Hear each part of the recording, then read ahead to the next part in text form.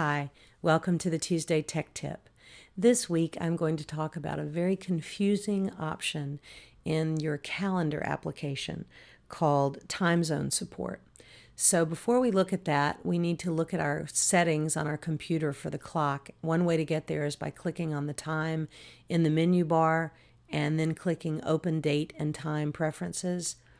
The other way to get there is to click on the System Preferences icon in your dock and then open Date and Time Support. In the first tab, I recommend you check Set Date and Time automatically so that you don't have to worry that your clock is incorrect. In the second tab, I recommend that you set time zone automatically using your current location. What this means is if I travel from Central Time Zone to Pacific Time Zone, the time that is shown here will automatically update just as your phone does when you travel to a different time zone. The third tab is just for setting how the clock appears in your menu bar. So now I'm going to open Calendar, and I'm going to open the System Preferences over here under Calendar Preferences and go to the Advanced tab. And by default, when you buy your computer, this box will be checked, Turn on Time Zone Support. What that does is in your calendar, you will see an option for Central Time here, and you can add other time zones to it as well.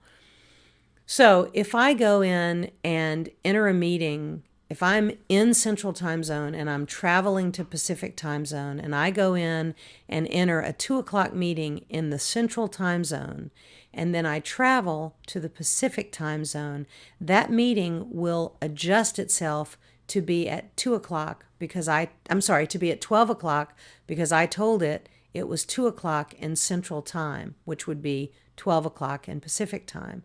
So my meeting time will actually change in my calendar. And if I don't remember what time my meeting was, I'm out of luck.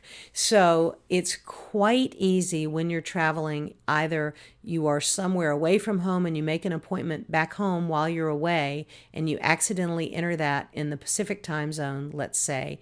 You come home to Central and the time has shifted and you don't know what the real time of the meeting is because it can throw you off.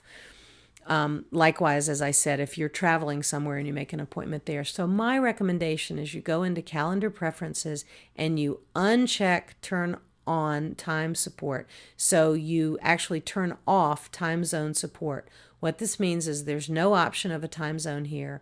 When I enter a meeting Wednesday the 9th at 2 o'clock, I know where I'm going to be on Wednesday the 9th, and I know what time my meeting is, and there's no confusion.